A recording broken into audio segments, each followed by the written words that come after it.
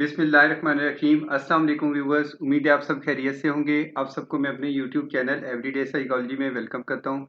आज हम स्टडी करेंगे रिपीटेड मेयर्स डिज़ाइन, जिनको विद इन सब्जेक्ट्स डिज़ाइन भी कहते हैं। आगे बढ़ने से पहले आप मेरे चैनल को सब्सक्राइब कर लें और बेल आइकन को प्रेस कर लें ताकि आपको अपकमिंग वीडियोस मिलती रहें। रिपीटेड मेयर्स डिज़ाइन का जो कोर कॉन्सेप्ट है, जैसे कि इसका नॉमेनक्लेचर है रिपीटेड मेयर्स, यानी आपके पास एक ग्रुप होता है और उससे आप रिपीटेडली मेजरमेंट करते हैं। यानी आपने प्री पोस्ट की कंडीशन में, बिफोर आफ्टर की कंडीशन में मेजरमेंट करते हैं, लेकिन आपके पास ग्रुप एक ही होता है। एक ही ग्रुप पे डिफरेंट ट्रीटमेंट्स अप्लाई करते हैं, जबकि इंडिपेंडेंट ग्रुप डिज़ाइन में आप डिफरेंट ग्रुप्स पे डिफरेंट ट्रीटमेंट्स अप्लाई करते थे। तो उनको बिटवीन सब्जेक्ट डिज़ाइन कहते थे, तो इसलिए इसको विद इन सब्जेक्ट्स डिज़ाइन कहते हैं, क्योंकि ये सेम पार्टिसिपेंट्स पे, सेम सब्जेक्ट्स पे रिपीटेडली मेजरमेंट्स की जाती हैं। और इसमें देखें जो इनको basically experiments in which each subject participate in all conditions of the experiment. Repeated measurements are taken from the same subjects. जो मैं पहले आपको बता चुका हूँ कि आपने एक ही ग्रुप लिया, उस पर डिफरेंट ट्रीटमेंट्स अप्लाई की और उनकी रिपीटेड मेजरमेंट्स ली, जबकि इंडिपेंडेंट ग्रुप डिज़ाइन में different treatments and different groups थे। इसके बिहाइंड रैशनल क्या है कि रिपीटेड मेजर्स डिज़ाइन को क्यों यूज़ करते हैं। जो सबसे इम्पोर्टेंट बात है कि समटाइम्स हमारे पास जो पार्टिसिपेंट्स हैं वो बहुत ज़्यादा अवेलेबल नहीं होते कि हम उनको रैंडमली असाइन कर सकें डिफरेंट ग्रुप्स में। तो क्योंकि रिपीटेड मेजर्स डिज़ाइन के लिए सिर्फ एक ग्रुप रिक्वायर्ड है, इसीलिए अगर आपके पास फ्यू पार्टिसिपेंट्स हों तो आप रिपीटेड मेजर्स डिज़ाइन यूज़ कर सकते हैं। जैसे मैं आपको बताऊं, रिपीटेड मेजर्स डिज़ाइन जो है उसमें आपको एक ग्रुप रिक्वायर्ड होता है और इंडिपेंडेंट ग्रुप डिज़ाइन की मिनिमम रिक्वायरमेंट 2 ग्रुप्स की है, तो इसलिए इसमें फ्यू पार्टिसिपेंट्स होते हैं। ये इसकी फर्स्ट जो है स्ट्रेंथ है। सेकंड इम्पोर्टेंट जो है, इस एक्सपेरिमेंट की एफिशिएंसी ज़्यादा है। एफिशिएंसी मींस आप इसे क्विकली कंप्लीट कर सकते हैं, जबकि आप देखते हैं डिपेंडेंट ग्रुप डिज़ाइन में आपने हर अलग ग्रुप की random assignment to treatment condition करनी है, मैनिपुलेशंस आपने, और उसमें आप देखते हैं कि हर जो सब्जेक्ट है उसकी आपने रैंडम असाइनमेंट करनी है डिफरेंट ट्रीटमेंट कंडीशंस को, और उसमें जो हर बेसिकली ट्रीटमेंट कंडीशन है उस इंडिपेंडेंटली एक कंप्लीट एक्सपेरिमेंट होता है, फिर वो दूसरी ट्रीटमेंट, फिर तीसरी ट्रीटमेंट। तो इसमें इस तरह की बात नहीं है। इसमें आपको पता है एक ही ग्रुप होता है जिसको आप डील कर रहे होते हैं जिसके साथ, तो इसलिए ये ज़्यादा एफिशिएंटली लेस टाइम कंज्यूमिंग है। सेंसिटिविटी ऑफ द एक्सपेरिमेंट जो है वो रिपीटेड मेजर्स डिज़ाइन की ज़्यादा है as compare to independent group design. What is the sensitivity of the experiment? The ability of the experiment to detect and measure the smallest changes in the subjects is what we know as sensitivity of the experiment. तो ये ज़्यादा sensitivity है इसकी, क्योंकि इसमें आप देखते हैं कि जब प्री से उन्हीं सेम सब्जेक्ट्स पे जब दोबारा कोई कंडीशन अप्लाई की जाती है, कोई ट्रीटमेंट कंडीशन, तो पोस्ट में हम उन्हीं में जितनी स्लाइड चेंज भी आती है वो हम मेजर कर लेते हैं। तो इसलिए इसकी सेंसिटिविटी ऑफ एक्सपेरिमेंट ज़्यादा है। उसके बाद अगर आप ये देखना चाहें कि वो जो इमीडिएट इफेक्ट्स हैं ट्रीटमेंट के, वो तो इंडिपेंडेंट ग्रुप डिज़ाइन बताता है कि जैसे आपने एक ग्रुप पे ट्रीटमेंट अप्लाई किया और उसके फ़ौरन बाद आपने टाइम ऑर्डर रिलेशनशिप एस्टेब्लिश करते हुए उसी ग्रुप से आपने इंफॉर्मेशन ले ली आउटकम बिहेवियर की या डिपेंडेंट वेरिएबल पे। लेकिन अगर आप अक्रॉस टाइम देखना चाहें कि फर्स्ट टाइम में क्या था पार्टिसिपेंट्स में एक स्पेसिफिक बिहेवियर, और जब ट्रीटमेंट्स अप्लाई की गई तो सेकेंड टाइम क्या था, तो ओवर द टाइम आप देखना चाहें तो आपके पास एक बेहतरीन ऑप्शन रिपीटेड मेजर्स डिज़ाइन है। This was the rational of repeated measures design.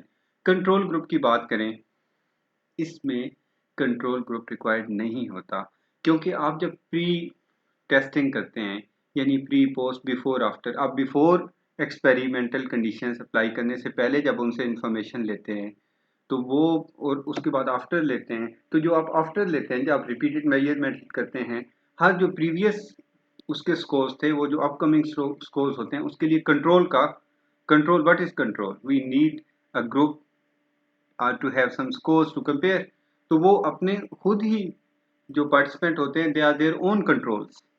यानी आपने आपके पास एक ग्रुप है, उसकी आपने रैंडम असाइनमेंट की, तो आपने उस ग्रुप से मेजरमेंट कर ली कि फॉर एग्जांपल इस ग्रुप में डिप्रेशन इतना है, फिर आपने उस पर को काउंसलिंग दी, काउंसलिंग के डिफरेंट सेशंस दिए, उसके बाद दोबारा आपने उसकी मेजरमेंट की।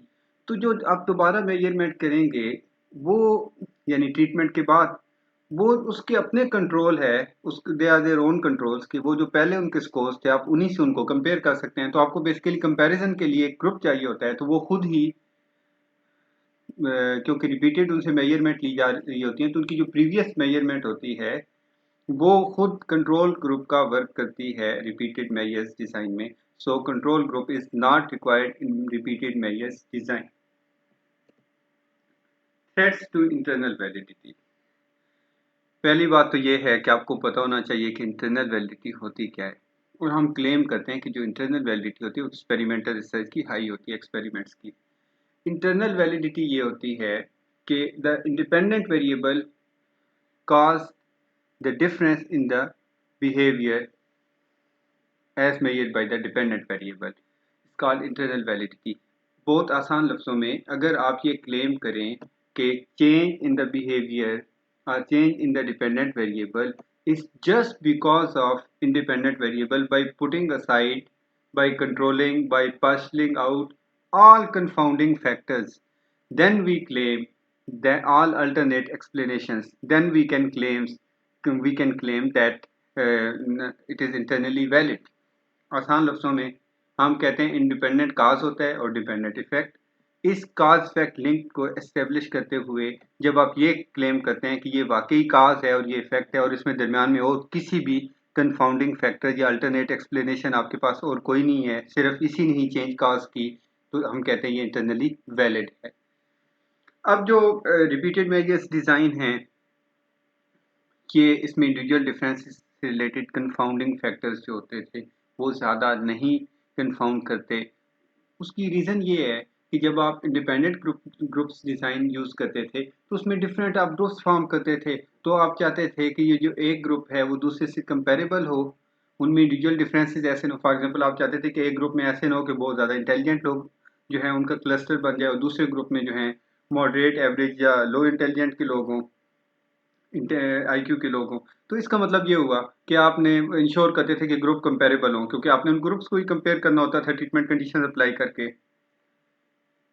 लेकिन जब बात करते हैं रिपीटेड मेजर्स डिज़ाइन को, क्योंकि मैंने पहले बताया they are their own controls, उनको उनसे ही कंपेयर किया जाता है, तो इसलिए इसमें जो individual differences related confounding variables हैं उनका कोई ऐसा ही रोल नहीं होता, क्योंकि जाहिर है जब आपने एक ग्रुप को जिन लोगों से आपने पहले डाटा लिया है उन्हीं लोगों से दोबारा डाटा लेना है, तो उनको आपस में कंपेयर करना है। आपने किसी और ग्रुप से तो करना नहीं है कि आप देखें कि इसमें किस तरह के इंडिविजुअल डिफरेंसेस हैं इसमें, तो वो आपका प्रॉब्लम नहीं है। लेकिन जो इसमें जो सीरियस थ्रेट है इंटरनल वैलिडिटी का वो है प्रैक्टिस इफेक्ट।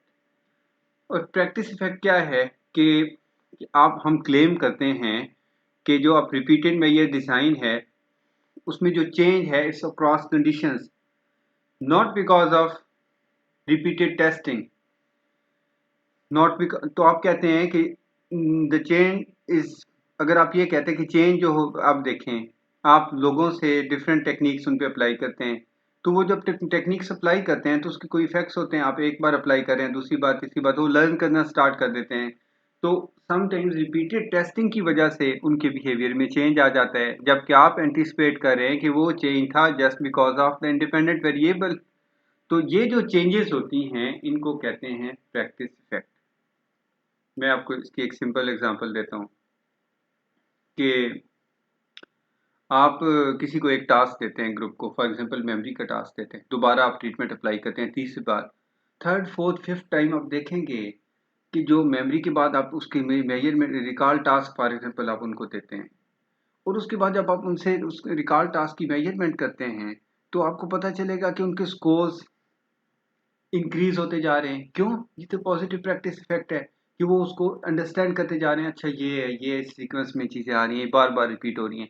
आप सोच रहे हैं कि वो रिकॉल टास्क की वजह से उनकी मेमोरी के स्कोर्स चेंज हुए हैं, रिपीटेड जो आपने मेजरमेंट्स किए हैं, लेकिन हो ऐसे रहा है कि वो जो बार बार रिपीटेड टेस्टिंग हो रही है, यानी जो रेपिटेशन है उसकी वजह से, रेपिटेशन की वजह से बार बार उनमें उनमें इम्प्रूवमेंट आ रही है, तो उसको कहते हैं प्रैक्टिस इफेक्ट। और प्रैक्टिस इफेक्ट जो है, क्योंकि इसको आप आसान लफ्ज़ों में समझें, प्रैक्टिस इफेक्ट क्या है? प्रैक्टिस इफेक्ट ये है, आपने एक सेमेस्टर में एक कोर्स आपने पढ़ा है, जब दूसरी बार आप वो कोर्स करते हैं तो आप उसके अच्छे जो है उसमें मार्क्स ले लेते हैं। अब देखें, पहले सेमेस्टर में आपने वो कोर्स एक टीचर से पढ़ा है, दूसरे सेमेस्टर में आपने वो एक टीचर से पढ़ा है। हम एज्यूम कर लेते हैं कि जी वो जो इंस्ट्रक्शंस चेंज हुई, इंस्ट्रक्शंस का सिस्टम जो ज़ाहिर है हर टीचर का टीचिंग स्टाइल यूनिक होता है, उस वजह से आप में चेंजेस आई। जबकि हुआ ये है कि आपने एक ही कोर्स को जब दोबारा रिपीट करते हैं तो वो आसान हो जाता है, तो आपके मार्क्स अच्छे आते हैं। तो हम ये इन्फर कर रहे हैं कि जी ये तो जो इंस्ट्रक्टर है, इंस्ट्रक्टर की टीचिंग स्टाइल का इम्पैक्ट है कि आपके स्कोर्स सेकंड टाइम अच्छे आ गए और पहली फर्स्ट टाइम उस उन्हीं कॉन्टेंट्स पे अच्छे नहीं आए। लेकिन हुआ क्या कि ये तो प्रैक्टिस इफेक्ट था कि जो बात आप, क्योंकि हम मेमोरी में एक कॉन्सेप्ट पढ़ते हैं री लर्निंग का, कि हम जब एक बार चीज़ पढ़ लेते हैं तो दोबारा पढ़ते हैं तो वो लर्न करनी आसान होती है। जैसे आपने एक बार अगर कोई कोर्स, ये आपने ये चैप्टर अच्छे से अगर पढ़ा हुआ है तो अब दोबारा आप पढ़ेंगे, आपके लिए आसान है, थर्ड टाइम और आसान है। This is what we know as practice effect. तो ये जो प्रैक्टिस इफेक्ट है एक सीरियस थ्रेट है इंटरनल वैलिडिटी के लिए। और खासकर जब आपके इंडिपेंडेंट वेरिएबल की डिफरेंट कंडीशंस हों और आप उनको सेम ऑर्डर में प्रेजेंट करते हैं पार्टिसिपेंट्स को, तो उसकी वजह से प्रैक्टिस इफेक्ट आता है। सेम ऑर्डर में कैसे? जैसे आप कहते हैं ए बी सी, फिर आपने उन्हें ए बी सी दे दी, फिर आपने ए बी सी दे दी, या आप ऐसे करते हैं, फॉर एग्जांपल 10 टाइम्स आप ए दे रहे हैं, फिर 10 टाइम्स आप बी दे रहे हैं, फिर 10 टाइम्स आप सी दे रहे हैं, तो होगा क्या? फर्स्ट सेकंड थर्ड टाइम के बाद उन्हें समझ आ जाएगी कि जो ए ट्रीटमेंट है ये क्या है। अब होता ये है कि प्रैक्टिस प्रैक्टिस इफेक्ट जो है उसकी टू फॉर्म्स होती हैं, sometimes it's positive, sometimes negative. Positive क्या है कि आपके जो टास्क है उसको परफॉर्म करने में इम्प्रूवमेंट आ जाती है, आपकी एफिशिएंसी, आपकी स्पीड, आपकी जो है वो इम्प्रूव हो जाती है, तो हम कहते हैं कि ये पॉजिटिव प्रैक्टिस इफेक्ट है।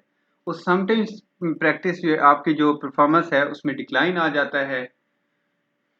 क्यों? क्योंकि आप बोर होना शुरू हो जाते हैं, आप पे फटीग होती है, आपको लैक ऑफ मोटिवेशन होती है कि बार-बार एक ही चीज़ रिपीट किए जा रहे हैं। तो उस वजह से समटाइम्स आपकी जो परफॉर्मेंस है उसमें डिक्लाइन आ जाता है। आप सुनते हैं कि ये ट्रीटमेंट कंडीशंस का इफ़ेक्ट है, इफ़ेक्ट होता है प्रैक्टिस का। और इसी तरह पॉजिटिव में आप उसको समटाइम्स एंटरटेनमेंट, एन्जॉयमेंट, आप कहते हैं अच्छा लो फिर वही चीज़ें आ गई। तो उस वजह, तो ये इसकी 2 फॉर्म्स हैं, एक पॉजिटिव प्रैक्टिस इफ़ेक्ट है और एक नेगेटिव प्रैक्टिस इफ़ेक्ट है, और दोनों जो है ये बेसिकली इनका बड़ा नुकसान होता है इंटरनल वैलिडिटी के रेफरेंस से। ये थ्रेट्स हैं to the internal validity of repeated measures design. Balancing the practice effect, क्योंकि ये एक, जब हमारे इंडिपेंडेंट ग्रुप डिजाइन में इंडिविजुअल डिफरेंसेस से रिलेटेड जो कंफाउंडिंग फैक्टर्स थे तो हमने उनको बैलेंस किया था, एवरेजिंग की थी। लेकिन यहाँ पे क्योंकि जो प्रैक्टिस इफेक्ट है ये हमारा सीरियस थ्रेट है इंटरनल वैलिडिटी को, तो हम इसको बैलेंसिंग करेंगे, और इसको बैलेंस करने के लिए हम एवरेजिंग करते हैं कि practice effect should be balanced across the conditions in repeated measures design so that practice effect average out across condition. हम ये देखना चाहते हैं कि ऐसे ना हो कि एक कंडीशन, फॉर एग्जांपल हम आपको एक कंडीशन देते हैं, आपके पास 3 कंडीशंस हैं ए बी सी, तो हमने 10 टाइम्स एडमिनिस्टर करनी है, तो हम फर्स्ट 10 टाइम्स देते हैं ए, फिर हम क्या करते हैं B C B C B C B C कर देते हैं। आप बताएं, जिन्होंने 10 टाइम्स ए कंडीशन अप्लाई की जिन पे, और जिन पे कंडीशन सेकंड जो 2 थी उनको बजाय 10 टाइम्स बी सी किया, उस पे डिफरेंट आएंगे स्कोर्स, इस पे डिफरेंट आएंगे। क्यों? क्योंकि ट्रीटमेंट के जो आपने ऑर्डर किया हुआ था उसकी वजह से स्कोर्स में चेंज आएगी। तो जो फर्स्ट ट्रीटमेंट यानी ए है उस पे प्रैक्टिस इफेक्ट डिफरेंट होगा और ए बी पे डिफरेंट होगा। इसका मतलब ये हुआ कि हमने एवरेज आउट, हमने ऐसे ये इंश्योर करना है कि प्रैक्टिस इफेक्ट कंडीशन ए पे भी, ट्रीटमेंट कंडीशन ए पे भी इतना ही इन्फ्लुएंस कर रहा था जितना बी पे और जितना सी पे। तीनों कंडीशंस के लिए प्रैक्टिस इफेक्ट आपने एवरेज आउट करना है अक्रॉस कंडीशंस। और इसमें एक जो सजेस्ट करते हैं जो रिसर्चर्स हैं कि रिपीटेड में ये डिज़ाइन जब भी आप चाहते हैं कि ये इंटरप्रेटेबल हों, यानी वाकई जो उनके रिजल्ट्स आते हैं वो मीनिंगफुल हों, तो आपको ये लाजमी लर्न करनी है वो टेक्निक्स कि आप प्रैक्टिस इफेक्ट को कैसे बैलेंस कर सकते हैं। और इसमें जब हम जो प्रैक्टिस इफेक्ट को जब बैलेंस करने लगते हैं तो हम रिपीटेड मेजर्स डिज़ाइन को टू पार्ट्स में डिवाइड कर देते हैं। Two types of repeated measures design use करते हैं। The one is complete design and the second is incomplete design. Complete repeated measures design and the incomplete repeated measures design.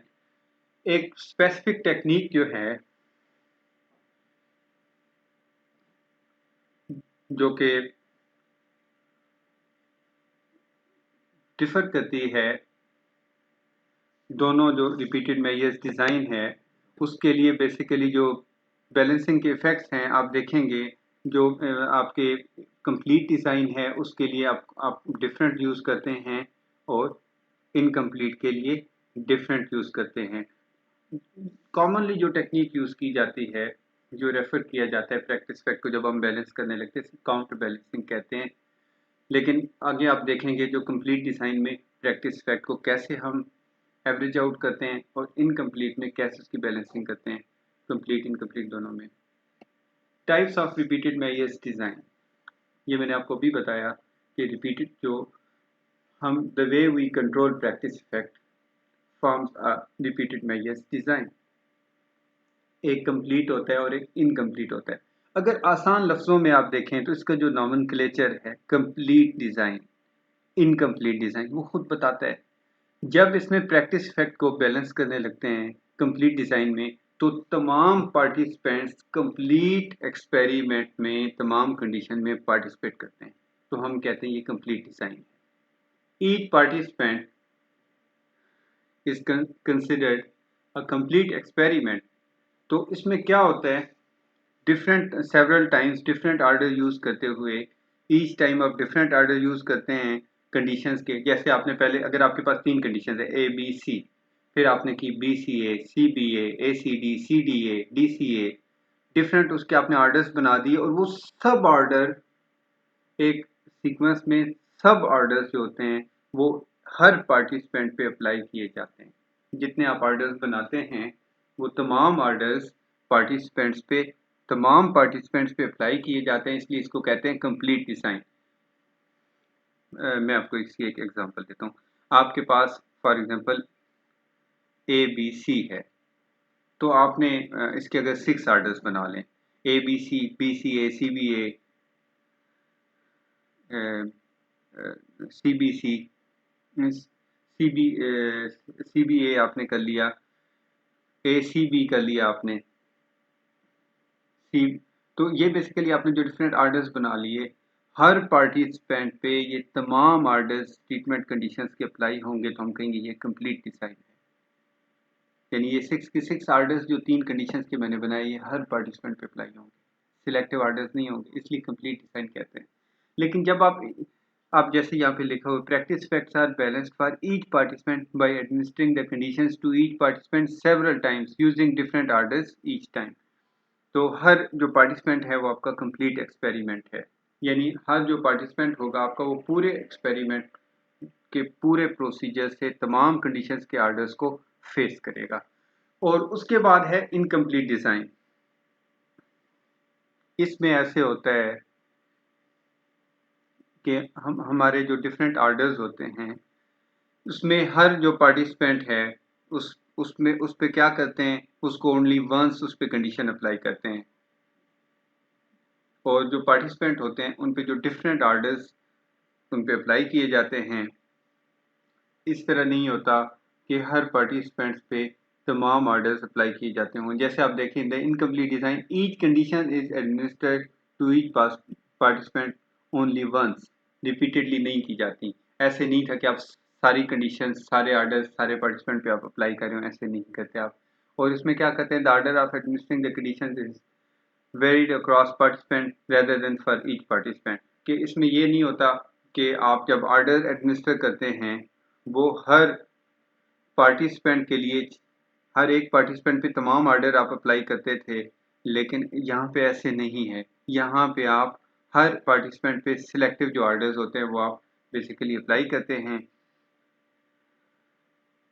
और उसके बाद आप प्रैक्टिस फैक्ट जो होते हैं वो तमाम को जब कंबाइन करते हैं तो उसके एवरेज आउट करते हैं। जैसे यहाँ पे मेंशन है practice fact in the incomplete design average out when the results are combined for all participants. तो तमाम जो आपके पार्टिसिपेंट होते हैं आप उन पे सिलेक्टिव ऑर्डर्स अप्लाई किए होते हैं आपने, और जब आप उनको कंबाइन कर लेते हैं ये इनकम्प्लीट डिज़ाइन में तो उसके बाद वो एवरेज आउट हो जाते हैं। Balancing practice effect in complete design. सबसे पहले हम देखते हैं कि कंप्लीट डिज़ाइन में हम प्रैक्टिकली करते कैसे हैं balancing. Two methods of balancing. जो प्रैक्टिस इफेक्ट को हम बैलेंस करते हैं within each participant using block randomization और ABBA count balancing. Block randomization में क्या करते हैं, बेसिकली हम ब्लॉक्स बनाते हैं। जैसे अगर आपके पास 3 ट्रीटमेंट कंडीशंस हों ABC, तो ये एक ब्लॉक बन गया ABC। सेकंड ब्लॉक बना लें आप BCA, third block CAD, fourth block DAC, CAD। तो आप इस तरह से डिफरेंट ब्लॉक्स बनाएंगे जो कि आपको आगे मैं दिखाता भी हूँ। After experiment a block are randomly order each time they are presented. हर बार आप उसे रैंडमली ऑर्डर कर देते हैं।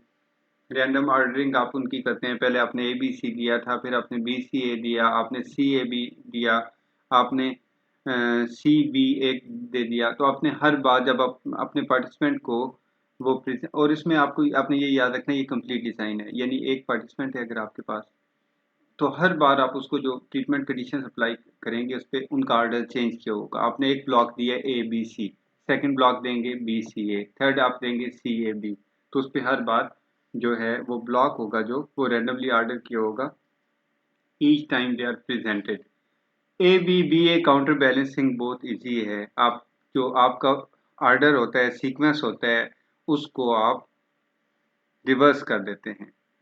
जिसमें देखें ना, इन ABBA counter balancing a random sequence of all conditions is presented followed by the opposite of the sequence. आपने एक रैंडम बना लिया, जैसे आपने फॉर एग्जांपल ABC बना लिया। अब आपने इसका जैसे इसकी सबसे सिंपल फॉर्म है ABBA, AB, और इसको फिर आपने इसका ऑपोजिट सीक्वेंस जो है यानी BA, ABC, ABC, CBA। तो ये और ये मोस्टली जो अगर आपके एंटीसिपेशन इफेक्ट हैं तो जो ब्लॉक रैंडमाइजेशन है, अगर नॉन लीनियर इफेक्ट्स हों तो वो ABBA काउंटर बैलेंसिंग पे इसको प्रेफर किया जाता है। आगे आप जब देखेंगे ब्लॉक रैंडमाइजेशन का तो आपको और भी ज़्यादा क्लियर हो जाएगा कि ये किस तरह से ब्लॉक रैंडमाइजेशन की जाती है और किस तरह ABBA काउंटर बैलेंसिंग की जाती है। ABBA काउंटर बैलेंसिंग यहाँ तक लिमिटेड नहीं है, आप इसको नंबर ऑफ कंडीशंस एक्सटेंड भी कर सकते हैं, जैसे मैंने भी आपको example the ABC, CBA। Experiment on facial expression of emotions. इस एक्सपेरिमेंट का बैकग्राउंड ये है कि जब हम बेसिकली फोटोग्राफ्स देखते हैं तो हम जो उनके फेशियल एक्सप्रेशंस हैं 6 बेसिक इमोशंस के जो happiness, surprise, fear, sadness, anger and disgust, उनको हम आइडेंटिफाई कर सकते हैं एक्यूरेटली जब वो एक्सप्रेस किए जाते हैं फोटोग्राफ्स में। और उसमें जो पोस्ट फेशियल एक्सप्रेशंस हैं, और इनमें इनका मेन कॉन्सेप्ट ये था जो सैकियम एट आल ने 1978 में एक्सपेरिमेंट कंडक्ट किया। उनकी मेन अजम्पशन ये थी, रिसर्च क्वेश्चंस ये थे कि उनके जो बेसिकली साइड पोज होते हैं, यानी जो repeated measure determine whether one side of our face expresses emotion more intensely than the other. वो कहते थे कि अगर आपका एक ओरिजिनल फेस है, यानी आपने पिक्चर ली है, फोटोग्राफ ली है आपने किसी इमोशन में, जो इन्होंने यूज़ किया वो डिस्गस्ट था। तो डिस्गस्ट का इमोशन है, उसमें जो आपका ओरिजिनल फोटोग्राफ है उसकी बजाय जो उसका साइड कंपोजिट है, यानी लेफ्ट साइड कंपोजिट है या राइट साइड कंपोजिट है, उनका ये क्लेम था कि जो वन साइडेड कंपोजिट है वो दूसरी साइड सेकंड साइड की कंपोजिट यानी लेफ्ट साइड कंपोजिट जो है वो राइट साइड कंपोजिट से ज़्यादा इंटेंस इमोशंस को पोर्ट्रे करता है। यानी आप जब देखते हैं, मैं आपको ये देखें, ये आपके सामने है, ये लेफ्ट साइड कंपोजिट है, ये ओरिजिनल फेस है, ये इसका लेफ्ट साइड कंपोजिट है, ये इसका राइट साइड कंपोजिट है। जो रिसर्चर्स थे उनका क्लेम था कि ये जो वन साइडेड यानी लेफ्ट साइडेड जैसे आप देख लें, वो उनका कंपोजिट है एक्सप्रेशन ऑफ डिस्गस्ट का, वो सेकंड साइड जो होगी राइट साइड यानी उससे ज़्यादा इंटेंस डिस्गस्ट इंडिकेट करता है।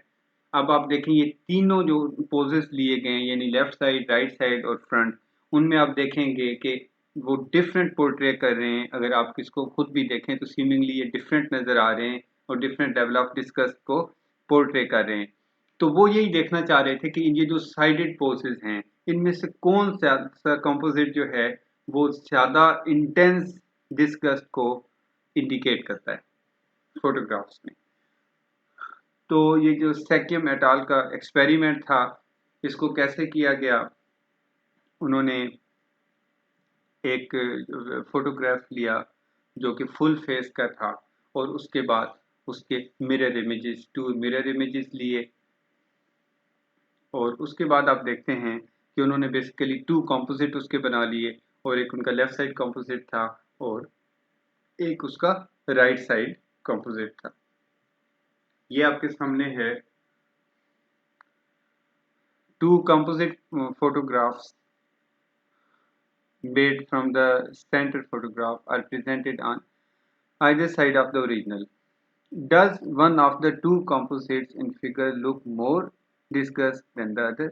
ये उनका रिसर्च क्वेश्चन है कि जी ये लेफ्ट साइड कंपोजिट लिया है और ये राइट साइड कंपोजिट लिया है, यानी एक लेफ्ट उसका मिरर इमेज बनाया, एक राइट मिरर इमेज बनाया। ये जो 2 मिरर इमेजेस बनाए हैं इनमें से कौन सा ज़्यादा डिसगस्ट के इमोशन को शो कर रहा है, किसकी इंटेंसिटी ज़्यादा है। मैं आपसे पूछता हूँ व्यूअर्स, आप बताएं इन तीनों में से कौन सा फेस आपको लग रहा है कि ये ज़्यादा नफरत का और हकारत का इमोशन शो करे, कौन सी किससे ज़्यादा हकारत नज़र आती है।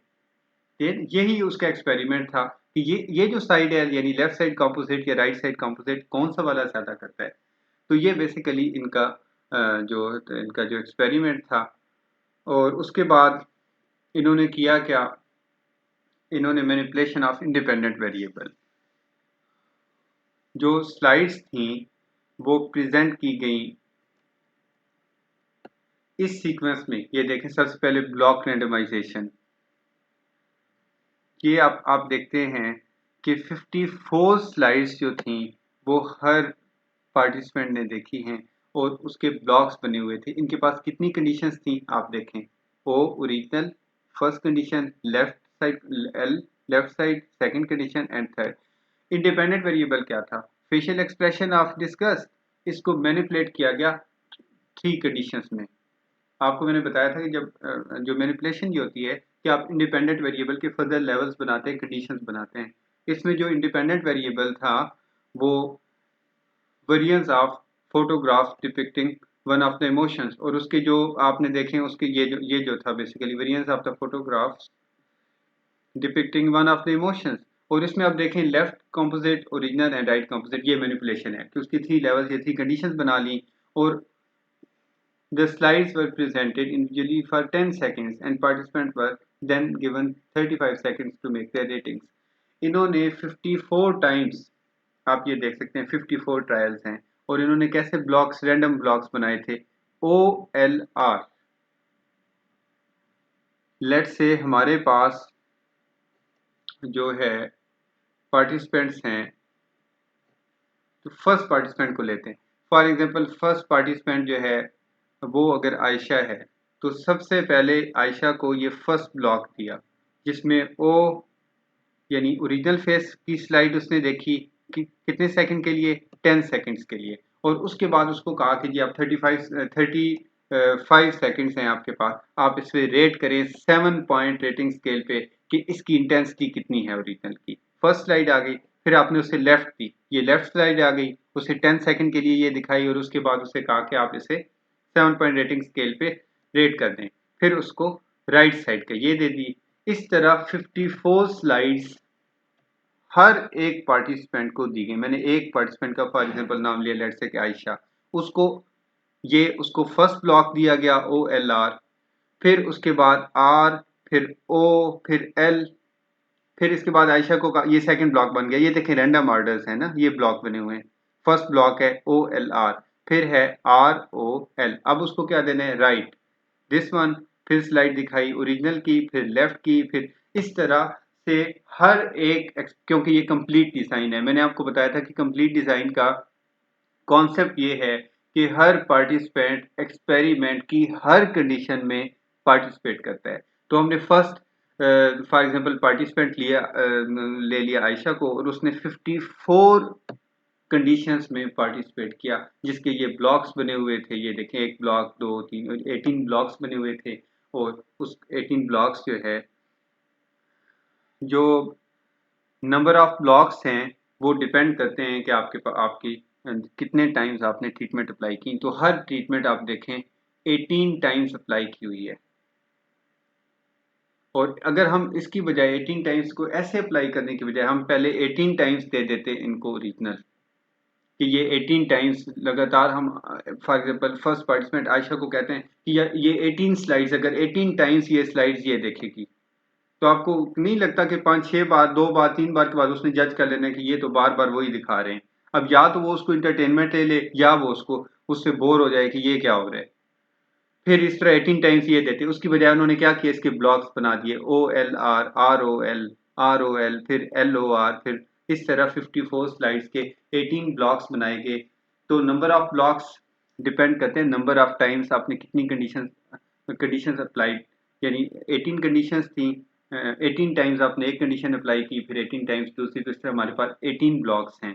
और साइज ऑफ ब्लॉक जो होता है वो नंबर ऑफ कंडीशंस पे डिपेंड करते हैं। हमारे पास 3 कंडीशंस हैं, तो ये ब्लॉक का साइज 3 कंडीशंस की इक्वल बनेगा। फिर ये देख लें ब्लॉक का साइज है, फिर ब्लॉक का अगर ये 4 होती तो 4 का ब्लॉक बनता।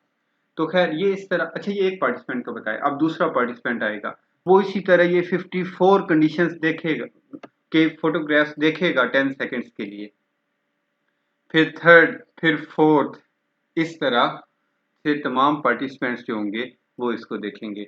अब आप देखें, मैनिपुलेशन आपको बताया कि उसके 3 लेवल्स ये डिसाइड किए गए। आपको मैं बता चुका हूँ कि 54 स्लाइड्स थी, 18 जिसमें लेफ्ट कंपोजिट्स थे, 18 original and 18 right composite. It taken over 14 minutes, 40 minutes पे कंज्यूम किए गए इस एक्सपेरिमेंट पे। और उसके बाद observation, measurement of dependent variable. और डिपेंडेंट वेरिएबल क्या था आपको मैंने बताया है कि उन्होंने देखा कि rate each side on 7 point rating scale indicating the intensity of the expressed emotions, जिसमें देखें 1 इंडिकेट कर रहा था लीस्ट इंटेंसिटी, 2, 3, 4, 5, 6, 7, और 7 जो था मोस्ट इंटेंस। तो उन्होंने कहा कि जी आप इसको अब देख लिया आपने, पहले फॉर एग्जांपल O को देखा है, अब आप ओरिजिनल इसको बताएं कि 7 पॉइंट रेटिंग स्केल की कितनी डिस्गस्ट की इंटेंसिटी ये इंडिकेट कर रहा है। फिर आपने पूछा L, लेफ्ट को देखें 10 सेकंड के लिए, और फिर 35 सेकंड्स आपको दिए कि आप लिख लें, रेटिंग कर लें 7 पॉइंट रेटिंग स्केल पे कि ये कितने। इस तरह से 54 कंडीशंस और 18 ब्लॉक्स हर पार्टिसिपेंट से रेट करवाई गई। रिजल्ट्स हमें क्या बताते हैं, इसके बड़े इंटरेस्टिंग रिजल्ट्स हैं। ये देखें, पहले व्यूअर्स आप एज्यूम कर लें कि कौन सा, आप अपने माइंड में आइडिया बनाएं कि इनमें से कौन से ज़्यादा जो है वो हकारत के इमोशन, नफरत के हकारत के इमोशन को, डिस्गस्ट के इमोशन को ज़्यादा स्वेयर इंडिकेट कर रहा है, ज़्यादा इंटेंस कौन से। आप पहले अपना माइंड बना लें। अब आपने अपने जहन में सोच लिया कि इन तीनों में से कौन सा कर है। रिसर्च जो थी, जो एक्सपेरिमेंटल स्टडी ये थी, उसके रिजल्ट्स के अकॉर्डिंगली ये जो लेफ्ट साइड कंपोजिट था ये सबसे ज़्यादा सबसे इंटेंस इंडिकेट किया है इसने डिस्गस्ट के इमोशन को। ये वाला, ये जो लेफ्ट साइड पे नहीं नज़र आ रहे शायद, इनके सबसे इंटेंस जो पार्टिसिपेंट्स थे उन्होंने जब रेट किया डिस्गस्ट के इमोशन को, तो उन्होंने कहा था सबसे ज़्यादा इस चेहरे से डिस्गस्ट इंडिकेट होती है। अब आप देखें जो आपने अज्यूम किया था वो सही है या नहीं। अच्छा, उसके बाद आपको मैं बताता हूँ, participants rating of emotional intensity were consistently higher for the left composite than for the right composite।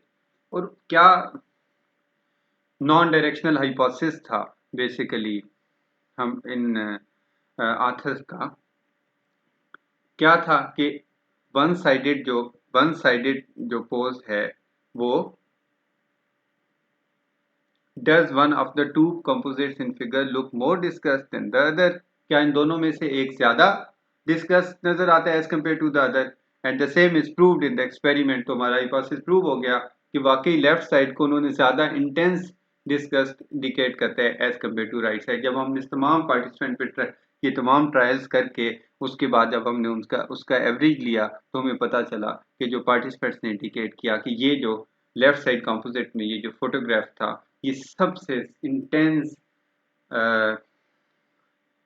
Discuss को इंडिकेट कर रहा है। तो हाइपोथेसिस तो प्रूव हो गया। अब हम देखते हैं answer to research questions. Does this finding match your judgment that the face in a panel in figure appears more discussed than the face in panel C? From A to C। अब आप देखें ये हमारा जो research question थे वाकई जो हमारे पास पैनल ए में थे, ये पैनल ए जो था दिस वाज पैनल ए। आप ये देखिए नीचे ए है, ये सी है। सी जो है इट वाज मोर डिस्कस्ड। और अब आप देखते हैं कि सैकियम एट अल ने इसको इंटरप्रेट कैसे किया। वो उन्होंने इंटरप्रेट ऐसे किया कि अब देखें हमारे जो लेफ्ट साइड की जो हमारी जो लेफ्ट साइड है ऑफ द बॉडी है उसको हमारा राइट हेमिस्फेयर कंट्रोल करता है और हमारी जो right side of the body है उसको लेफ्ट हेमिस्फेयर कंट्रोल करता है। तो इसका मतलब ये हुआ कि ये जो लेफ्ट साइड पे इमेज था it was transfer to the right hemisphere, whereas the right side photograph was transferred to the left side hemisphere। तो क्योंकि हमारा जो लेफ्ट ब्रेन है जिसको हम राइट ब्रेन जो है जिसको हम इमोशनल ब्रेन भी कहते हैं वो उसने लेफ्ट साइड जो लेफ्ट पोज फोटोग्राफ था उसको डिटेक्ट किया हमारे राइट हेमिस्फेयर ने। तो हमारे right hemisphere is dominate for emotion expressions and interpretation of emotions. इसे इमोशनल ब्रेन भी कहते हैं। इस वजह से जो लेफ्ट पोज फोटोग्राफ था उसकी इमोशनल इंटेंसिटी ज्यादा परसीव की गई as compare to the right one. ये देखें ना, the high rating of emotion intensity for the left composite photograph suggest that right hemisphere may be more heavily involved than the left hemisphere in the production of emotional expression। तो इसका मतलब ये हमें पता चल गया कि जो हमारा राइट और इनफैक्ट है भी ऐसे हमें न्यूरो साइंस बताती है कि जो हमारा राइट हेमिस्फेयर है वो हमारा इमोशनल ब्रेन है और हमारा लेफ्ट हेमिस्फेयर जो हमारा रैशनल ब्रेन हम उसे कंसिडर करते हैं। Why block randomization was used. ये हमने ब्लॉक रेंडमाइजेशन क्यों की। ये जो ब्लॉक्स बनाए थे these were the block randomization।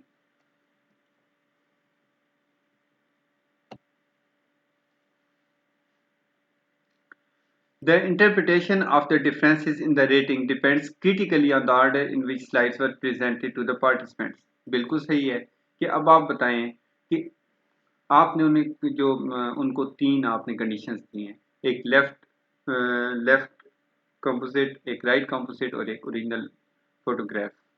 आप मुझे बताएं कि मैंने जो पहले भी कहा है कि अगर आप 18 टाइम्स उनको पहले लेफ्ट दे देते फिर वो क्या करते। जाहिर है वो प्रैक्टिस फैक्ट था। अगर 18 टाइम्स हम उन्हें फिर राइट दे देते 18 टाइम्स ओरिजिनल दे देते तो फिर भी 54 तो पूरे हो जाते। लेकिन जिस सीक्वेंस में आप प्रेजेंट करते हैं स्लाइड्स को उस ये बहुत मैटर करता है कि इससे प्रैक्टिस इफेक्ट एवरेज आउट हो जाता है। नहीं तो आप देखते कि जो प्रैक्टिस इफेक्ट होता वो हर एक के लिए डिफरेंट होता। आपने एवरेज आउट कर दिया कि रैंडमली आपने ब्लॉक्स बनाए, ब्लॉक रैंडमाइजेशन की, रैंडम ब्लॉक्स बनाए और रैंडमली उनको ट्रीटमेंट कंडीशंस प्रेजेंट की। मैं आपको अगर इसी से दिखाऊं, अगर ये यहाँ पे 18 तक ओ होता ओरिजिनल, यानी 18 स्लाइड्स वो ओरिजिनल देखते, फिर राइट होती हैं 36 तक, यहाँ तक राइट होती हैं और फिर ये लेफ्ट होती, तो फिर उनके क्या रिस्पॉन्सेज आते हैं। तो ये बड़ा मैटर करता है कि आपने किस सीक्वेंस में उनको ये ट्रीटमेंट कंडीशंस दी। तो हमने प्रैक्टिस इफेक्ट को बैलेंसिंग करने के लिए ब्लॉक रेंडमाइजेशन की, ब्लॉक्स बनाए और रैंडमली ब्लॉक्स फॉर्म किए और फिर उन्हें रैंडमली ट्रीटमेंट, तमाम ट्रीटमेंट कंडीशन तमाम पार्टिसिपेंट्स को प्रेजेंट की, उन पे अप्लाई की। ये आप देखें, ये the same thing is mentioned here. Consider what could happen if all the original variants were presented first, followed by all the right composite, then by all the left composite, जो बात मैं अभी बता रहा था। ये क्या होता कि आप पहले 18 टाइम 54 आपने पूरे करने हैं, तो अपने 18 टाइम्स उनको पहले एक तरह का फोटोग्राफ दिखा देते रिपीटेडली। तो वो 1 2 3 बार देखने के बाद या तो वो उसको एंजॉय करने लगते कि यार ये अच्छा खेल है, या वो उससे तंग ही आ जाते कि इन्होंने तो तंग किए हुए बार बार एक ही चीज दिए जा रहे हैं, ये क्या है, तो टाइम वेस्ट कर रहे हैं। तो या उस पर पॉजिटिव प्रैक्टिस इफेक्ट होता या नेगेटिव होता। तो इसलिए इसको की ब्लॉक रेंडमाइजेशन की गई। और जो प्रैक्टिस इफेक्ट हैं वो कैसे आप देखें कंफाउंडिंग के तौर पे रोल प्ले करता है। आप ये जो लॉन्ग सीक्वेंस था जिसपे 40 मिनट्स कंज्यूम हुए पार्टिसिपेंट के, आप देखें अगर 40 मिनट्स में all the times they were presented different conditions। जैसे देखें ना ओरिजिनल कैसे आया था वहां पे फर्स्ट नंबर पे, फिर फिफ्थ ओरिजिनल थी, फिर 8 11 13 18 21 27 28 33 34 39 40। इसकी जगह पे अगर हमें उन्हें ओरिजिनल देते 1 2 3 4 5 अप टू 18, उसका क्या हालात होते कि 18 टाइम्स हम एक ही चीज बार बार आ रही है। तो ये इसलिए हम रैंडम ऑर्डर ऑफ फोटोग्राफ्स हमने यूज़ किए थे। अब आपको मैंने बताया कि कैसे वो प्रैक्टिस इफेक्ट जो है वो कैसे कंफाउंडिंग के रोल पे प्ले कर सकता था।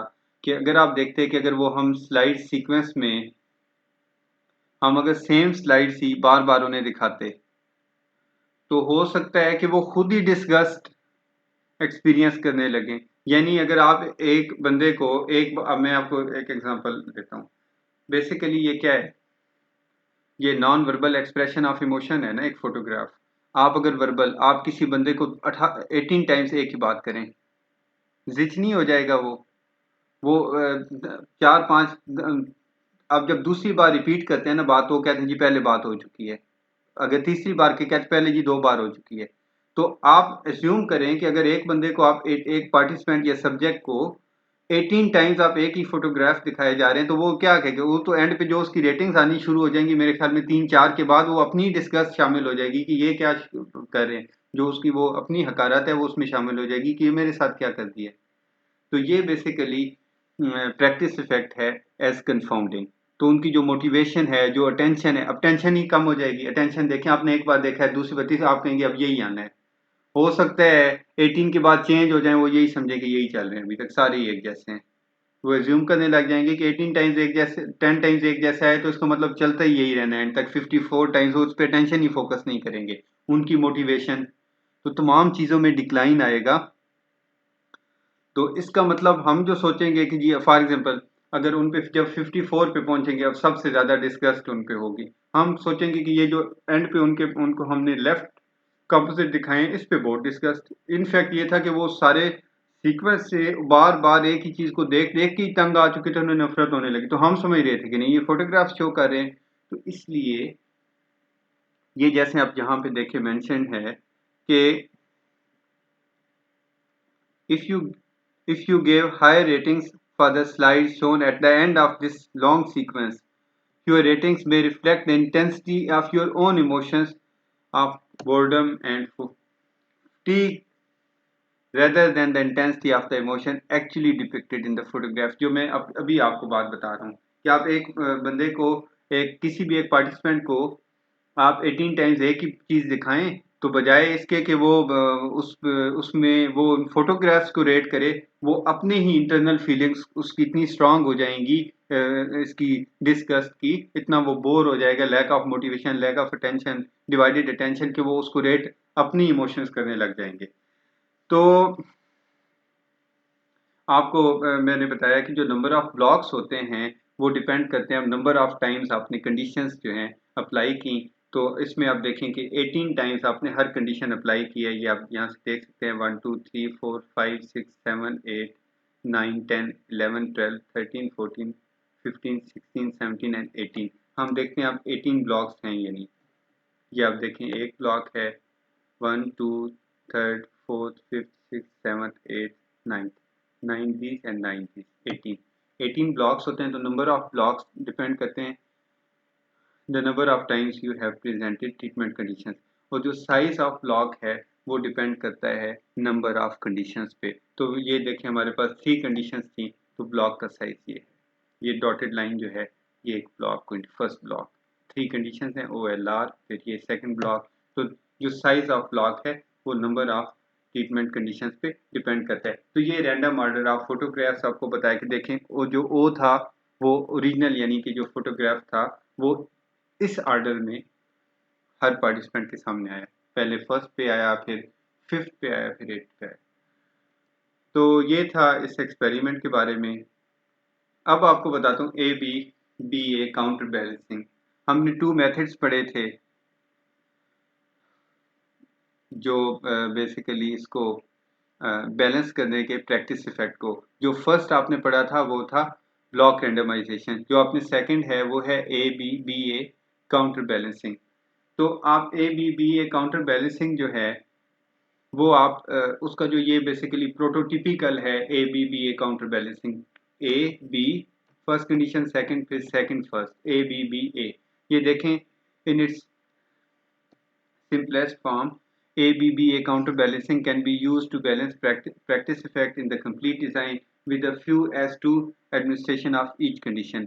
ABBA counterbalancing involves presenting the condition in one sequence, यानी A then B followed by the opposite of the same condition B then A. पहले आपने A B की यानी फर्स्ट कंडीशन सेकंड, फिर सेकंड को आप पहले लेके आएंगे B A। और अगर ये जो ABBA काउंटर बैलेंसिंग है ये 2 कंडीशंस तक लिमिटेड नहीं है, आप इसको देखें ऐसे कर सकते हैं, ये 3 कंडीशन जैसे इसमें हमारे पास थी इस एक्सपेरिमेंट में। Trial 1 left original right. अब आपने क्या करना है देखें, right original left, ALOR ROL, ABC CBA, ऐसे आप समझें। तो ये अगर आपके पास ये ABBA, तो मैंने आपको बताया कि ये not limited to just 2 conditions.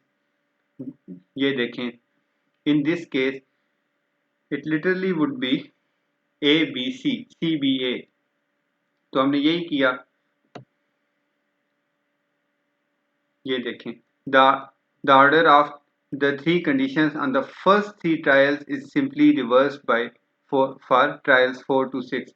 ये फर्स्ट सेकंड थर्ड, फर्स्ट पे लेफ्ट ओरिजिनल राइट था, फिर 4 ओरिजिनली रहा, फिफ्थ पे 4 को, और 6 जो है उस पे इसको रिवर्स कर दिया, यानी हमने लेफ्ट ओरिजिनल राइट और राइट ओरिजिनल लेफ्ट कर दिया।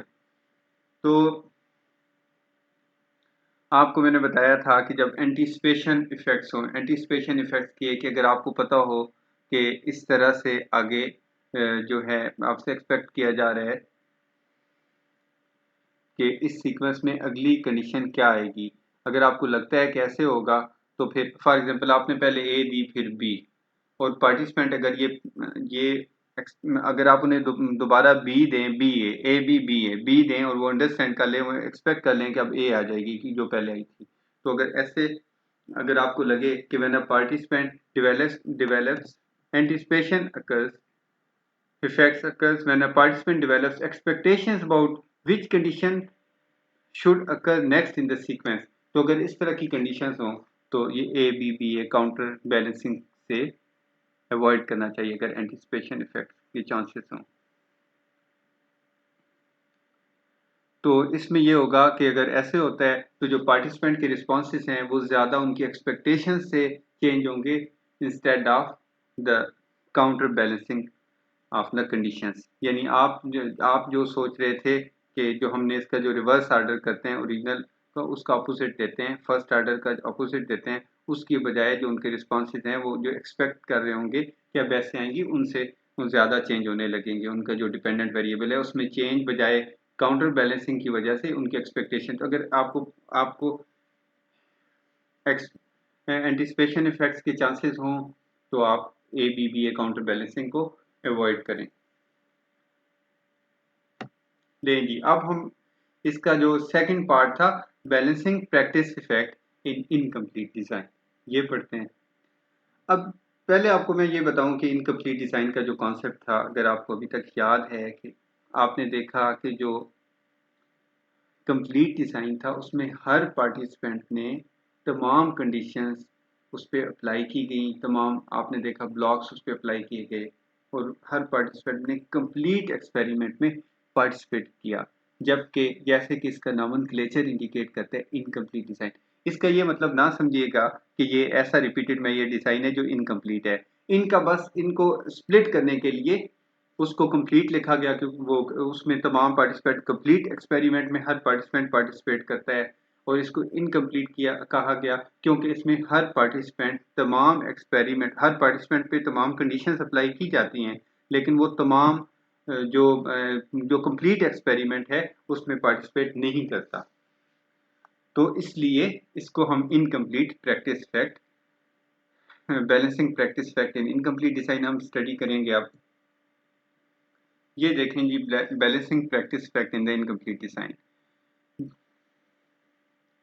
Differences with the complete design. सबसे पहली बात जो मैं आपको पहले ही बता चुका हूँ कि इसमें हम जो इनकम्प्लीट डिज़ाइन में आप अक्रॉस सब्जेक्ट जो है उनको प्रैक्टिस फैक्ट को बैलेंस करते हैं rather than for each subject. वहाँ पे आप हर सब्जेक्ट के लिए बैलेंसिंग करते थे, यहाँ पे आपने अक्रॉस सब्जेक्ट को बैलेंस करना है।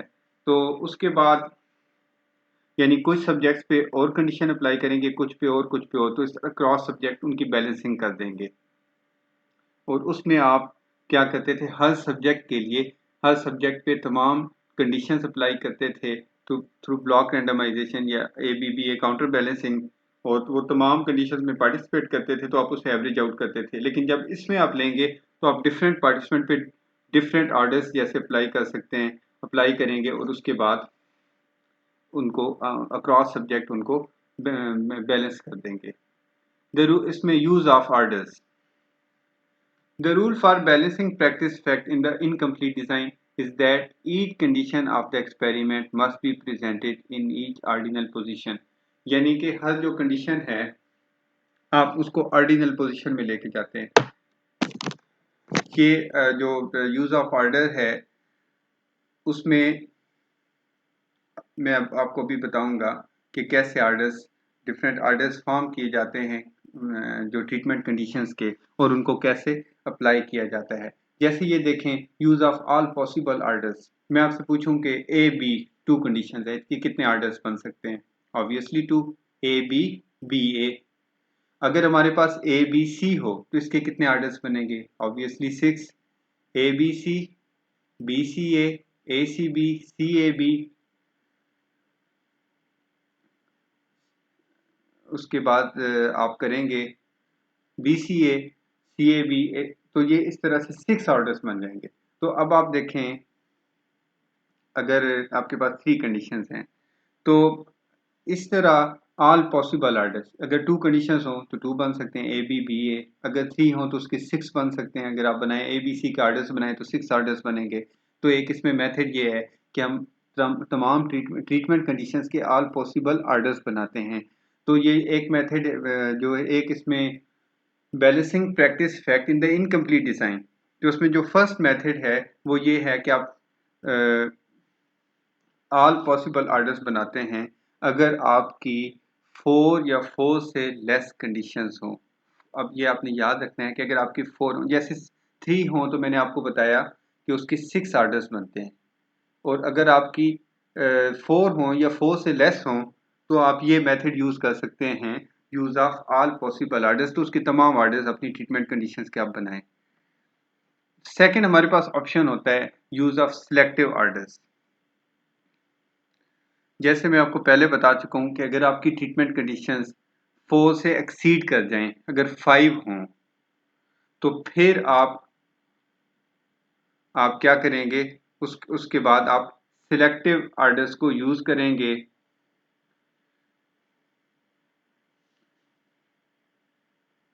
तो इसमें सिलेक्टिव ऑर्डर्स, अगर आप देखें, अगर आपकी ट्रीटमेंट कंडीशंस 4 से ज़्यादा हैं, आप एक बार उसको ऑर्डर करके देखें, आप 5th की कितनी बनती है, 6 की 7 की, आपको पता चलेगा कि वो उसके बाद थाउजेंड्स में चली जाती हैं। तो इतने ऑर्डर्स आप नहीं बना सकते। तो उसमें लाटिन स्क्वायर जो है एक उसका है, एक उसका मेथड है सिलेक्टिव ऑर्डर्स बनाने का, और सेकंड उसमें है random starting order with rotation. ये 2 मेथड्स हैं सिलेक्टिव आर्डर्स बनाने के, याद रखिएगा, लैटिन स्क्वायर और random starting order with rotation, selective orders के। Random assignment of subjects to orders. अब इसमें होता यह है कि अब अगर आपने तमाम आर्डर्स लेने हैं या आपने सिलेक्टिव आर्डर्स लेने हैं, आपने तमाम पार्टिसिपेंट को जो डिफरेंट सीक्वेंसेस बनाएंगे, आर्डर्स बनाएंगे, उन पे रैंडमली असाइन करना है। वो आपको ऑलरेडी बहुत आप इस चीज़ को अंडरस्टैंड करते हैं कि जो लोग भी एक्सपेरिमेंटल रिसर्च पढ़ते हैं कि इसमें रैंडम असाइनमेंट सोल है एक्सपेरिमेंटल रिसर्च की, कि आप जब रैंडम असाइनमेंट करते हैं तो इसमें आपने क्या करना है, जो सब्जेक्ट्स होंगे उनको डिफरेंट जो सीक्वेंसेस होंगे या आर्डर्स होंगे उन पे रैंडमली असाइन करेंगे।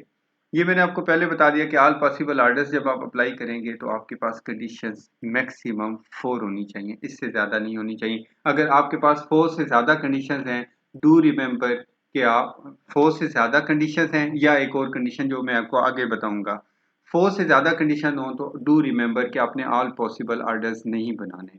मैंने आपको बताया कि 3 के कितने बनते हैं, 6 आर्डर्स। अब आप देखें experiment on the effect of aerobic exercise on moods। अब हम देखते हैं कि कैसे एरोबिक एक्सरसाइज के मूड्स पे क्या इफेक्ट्स होते हैं। हेंसन एट ऑल ने 2004 में effects of aerobic exercise on participants moods ये रिसर्च कंडक्ट की, और aerobic exercise was independent variable. इसमें इंडिपेंडेंट वेरिएबल क्या था, एरोबिक एक्सरसाइज थी, और उसकी जो एक्सरसाइज थी उसको रिसर्चर ने इंडिपेंडेंट वेरिएबल को मैनिपुलेट किया। ये मैं रिपीटेडली आपको बताता हूँ कि मैनिपुलेशन होती है इंडिपेंडेंट वेरिएबल के लेवल्स डिसाइड करना। तो उसने कितने 4 लेवल्स बनाए कि as researcher compare 30 minutes of quite resting zero exercise to 10 to 20 and 30 minutes of exercise। कि अगर आप 30 मिनट्स ऑफ क्वाइट रेस्टिंग की अल्टरनेट उसका जो उसके अल्टरनेट एक्सप्लेनेशन है वो जीरो एक्सरसाइज है। कि इसका मतलब हमारे पास 4 कंडीशंस हैं एरोबिक एक्सरसाइज की। जीरो एक्सरसाइज कि अगर आप 30 मिनट्स रेस्ट करते हैं तो इसका मतलब जीरो एक्सरसाइज, 10 मिनट्स की एक्सरसाइज, 20 मिनट्स की exercise and 30 minutes of exercise. तो ये 4 कंडीशंस होंगी। यानी आप दोबारा इसको अंडरस्टैंड करने की कोशिश करें, हमारे पास इंडिपेंडेंट वेरिएबल है एक्सरसाइज, एरोबिक एक्सरसाइज, और हमारे पास इंडिपेंडेंट वेरिएबल की 4 लेवल्स है, ये 4 ट्रीटमेंट कंडीशंस हैं। जीरो एक्सरसाइज यानी आपने बिल्कुल एक्सरसाइज नहीं दी उनको, 10 अगर 30 मिनट्स रेस्ट दिया इसका मतलब जीरो एक्सरसाइज है। 10 मिनट्स उन्होंने एक्सरसाइज की, 20 मिनट्स उन्होंने एक्सरसाइज की, या 30 मिनट्स। अब हम देखते हैं कि ये जो जीरो एक्सरसाइज यानी एक्सरसाइज ही नहीं की आपने, 10 मिनट्स के लिए एक्सरसाइज किया है, 20 के लिए की 30, हम देखते हैं किसका मूड पे अच्छा इम्पैक्ट है। चलें जी पार्टिसिपेंट्स, व्यूअर्स, आप ये एज्यूम कर लें कि कौन सी एक्सरसाइज का ज़्यादा अच्छा इम्पैक्ट होगा। फिर आपको मैं आगे बताता हूँ कि एक्सपेरिमेंट ने क्या कहा। फिर आप खुद से जज कीजिएगा कि आपने जो एक्सपेक्ट किया था क्या वैसे ही हुआ, क्या रिसर्च ने, एक्सपेरिमेंट ने वैसे ही प्रूव किया जैसा हम सोच रहे थे या नहीं। क्योंकि हमारी जो थेरीज हैं उनको रिसर्च टेस्ट करती है। तो आप एक थेरी बना लें कि कौन सी एक्सरसाइज का मूड पे ज़्यादा अच्छा इम्पैक्ट होता है, फिर हम देखते हैं। अच्छा जी, डिपेंडेंट वेरिएबल क्या था? Dependent variable in this study was the difference between participant mood ratings before exercise and after exercise. तो जो पार्टिसिपेंट की मूड्स थे, पॉजिटिव मूड्स और नेगेटिव मूड, जैसे एंजाइटी है, anger, fatigue, confusion, feeling overwhelmed and a positive mood state of figure. तो उन्होंने basically positive mood एक और नेगेटिव मूड्स जो थे, फीलिंग ओवरवेल्म, दोनों दोनों टेस्ट किए। किससे पहले? एक्सपेरिमेंट से पहले, बिफोर एक्सरसाइज। और मैंने आपको बताया रिपीटेड मेजरमेंट्स। अब हम बिफोर एक्सरसाइज के बाद आफ्टर एक्सरसाइज देखेंगे कि क्या होता है, चेंज आती है इनसे। तो हमने उनकी एक बेस लाइन इन्फॉर्मेशन ले ली, यानी आपने उनकी रेटिंग्स ले ली कि हमारे जो सब्जेक्ट्स थे, जो पार्टिसिपेंट्स थे, उनके मूड इस एक्सपेरिमेंट में पार्टिसिपेट करने से पहले कैसे थे। Procedure, The exercise consisted of riding a stationary ergometric bicycle that allowed heart rate monitoring. During the exercise sessions, a warm-up period was used to reach a target HR of moderate exercise intensity. Then the participants cycled for the required amount of time in the trial while maintaining that heart rate. अब हम देखते हैं कि उन्होंने पहले देख लिया कि सबका जो हार्ट रेट था वो सेम था। किससे पहले? एक्सपेरिमेंट से पहले वार्म अप उन्हें एक सेशन प्रोवाइड किया गया ताकि हमारे पास बेसलाइन इंफॉर्मेशन ठीक हो। उसके बाद जो उन्हें बेसिकली एक बाइसाइकिल राइड करने के लिए करना था, कितनी देर के लिए? 0 एक्सरसाइज। एक जो था एक जो कंडीशन ये थी 0 एक्सरसाइज कि आपने क्या करना है कि आपने बस रेस्ट करना है 30 मिनट्स के लिए। 10 मिनट्स आपने बाईसाइकिल की राइडिंग करनी है, साइकिलिंग करनी है। आपने 20 मिनट्स साइकिलिंग करनी है और आपने 30 मिनट्स साइकिलिंग करनी है। और हम देखना ये चाहते हैं कि वो लोग जिन्होंने 30 मिनट्स रेस्ट किया या 0 एक्सरसाइज की, उन लोगों और जो 10 मिनट्स की, जिन्होंने 20 की, 30 की, इन 4 टाइप्स के जो ये कंडीशंस हैं, किस कंडीशंस में पार्टिसिपेंट्स का मूड ज़्यादा अच्छा हुआ before and after exercise conditions में. Each female participant was tested in each of the 4 conditions with testing sessions on the same day of the week, 1 week apart for 4 consecutive weeks. और इस तरह हर week 4 consecutive weeks में same day को यानी हर 2 के दरमियान में टेस्टिंग सेशन थे, 2 के दरमियान में 4 कंडीशंस में, यानी बेसिकली आप देखें कि ये 4 वीक्स में एक्सपेरिमेंट कंप्लीट किया गया। एक में आप no exercise, 10 minutes exercise, 20 minutes exercise and 30 minutes exercise. तो हर सेम डे को यानी हर एक वीक के गैप के बाद सेम डे को दोबारा आपसे एक ट्रीटमेंट अप्लाई की जाती थी। पार्टिसिपेंट पर random assignment to an order of the 4 conditions. तो उसके बाद आप देखें बिफोर एक्सरसाइज रैंडमली असाइन किया गया पार्टिसिपेंट को कि ये पार्टिसिपेंट जो है फर्स्ट ये पार्टिसिपेंट जो है ये 0 कर रहा है, सेकंड फॉर एग्जांपल रैंडमली आपने किया है, सेकंड 10, थर्ड 20 और फोर्थ 30 और इस तरह फिर सेकंड और फिर इसी तरह थर्ड और इस तरह जितने आपके पार्टिसिपेंट थे। Before exercise and after repeated measurements कैसे आपने ली, इसको रिपीटेड मेजरमेंट क्यों कैसे लेते हैं? Before exercise and after a cool down period following exercise, आपको एक cool down period the. Participant completed a mood inventory. Cool down period क्यों उनसे करवाया गया? ताकि वो जो फिजिकल उनके एक्सरसाइज के बाद जो उनकी फिजिकल चेंजेस हैं वो थोड़ी नॉर्मलाइज हो जाए, वो उनके मूड को न इफेक्ट कर रही हूँ। Participant completed a mood inventory to assess their mood at the moment that moment. उनने देखा उसके बाद कि अब इनका मूड कैसा है, यानी कि एक्सरसाइज के बाद। अब आप देखें कि जो रिजल्ट्स हैं उसने बेसिकली विगर जो था उसको इंक्रीज किया और decrease confusion, fatigue and total negative mood, a sum of mood scores. How much exercise was needed to see these effects?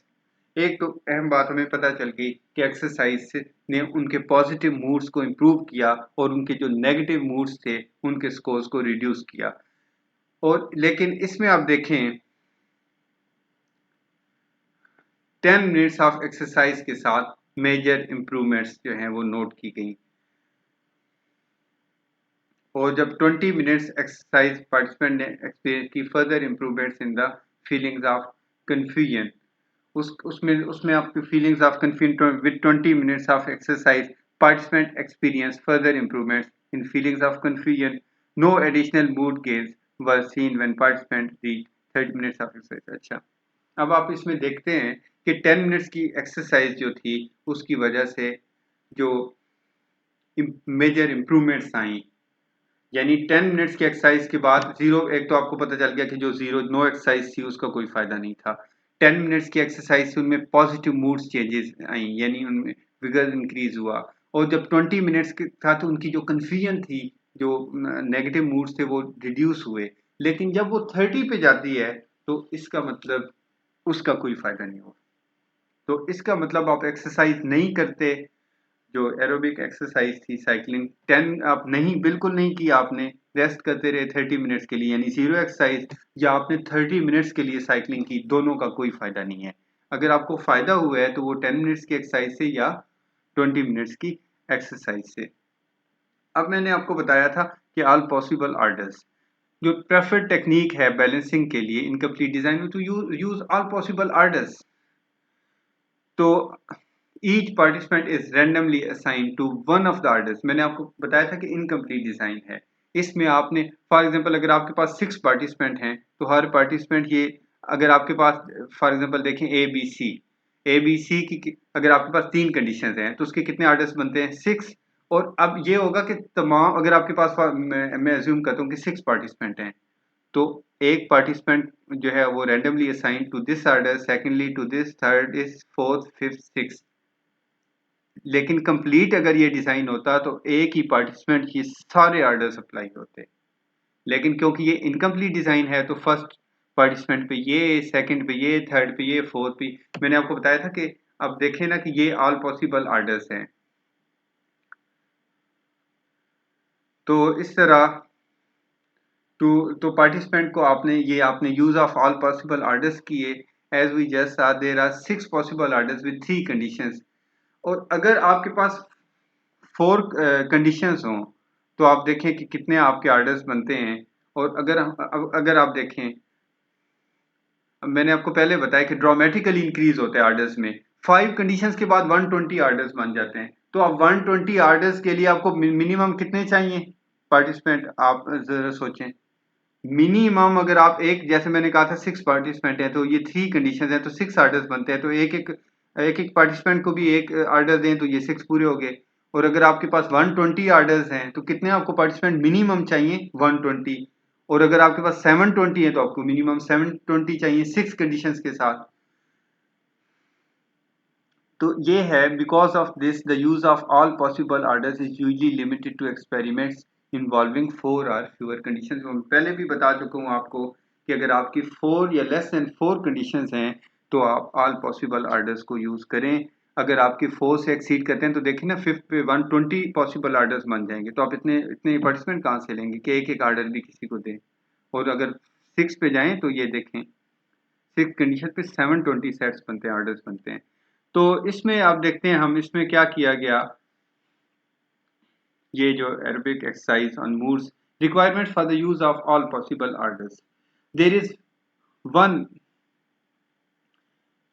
there is one other issue that must be addressed in deciding to use all possible orders. For this technique to be effective, it is essential that at least one participant be tested with each of the possible orders of the conditions. इसका मतलब ये हुआ, जो मैं आपको पहले बता चुका हूँ, कि अगर हमारे पास 6 कंडीशंस हों तो उसके 720 ऑर्डर्स बनेंगे, तो हमें एटलीस्ट वन पार्टिसिपेंट एक ऑर्डर के लिए चाहिए। तो हमें 720 पार्टिसिपेंट चाहिए होंगे। आपको लगता है कि 720 पार्टिसिपेंट्स की आप रैंडम असाइनमेंट करेंगे और पहले उनकी सिलेक्शन करेंगे? तो इसलिए 4 से ज़्यादा जब हों तो रिकमेंड नहीं करते कि आप ऑल पॉसिबल ऑर्डर्स बनाएं। तो ये इसकी एक एसेंशियल रिक्वायरमेंट है। यहाँ पे क्योंकि हमारे पास आइडियली 4 थे, at least one participant should receive the order 0, 10, 20, 30। At least one participant 0, 10, 30, 20। सो इस तरह आप देखें कि जब हमारे पास ऑर्डर हों तो हमें कितने पार्टिसिपेंट चाहिए, इसकी कितने बनेंगे 4 से?